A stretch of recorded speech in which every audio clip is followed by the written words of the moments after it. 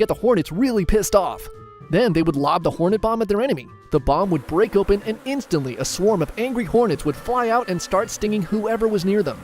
The Mayans also used these hornet bombs in booby traps. When defending a position, they would create dummy soldiers with the hornet bomb placed as the decoy's head. They would then dress the dummy with warrior headgear and position them in key locations. When their enemy would charge in and try to club one of these dummies on the head, the gourd would split open and the attacker would be greeted with a face full of angry hornets stinging their eyeballs. Poop.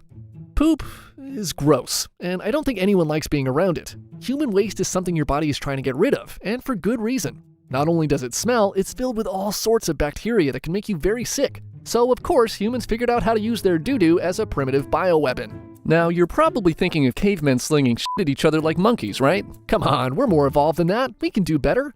Let's first take a look at the ancient Scythians. They coated their arrows with a poison made of human poop, blood, and viper excrement. When these arrows hit someone, the wound would easily become infected and gangrenous, causing a slow, painful death. In medieval Europe, poop was a strategic resource.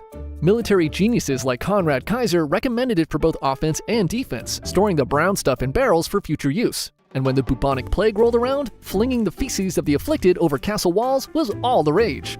And let's not forget ancient China, where they would load up catapults and trebuchets to launch dirty bombs made of poop, hemp string, and gunpowder over castle walls during sieges. Sure, that made a mess.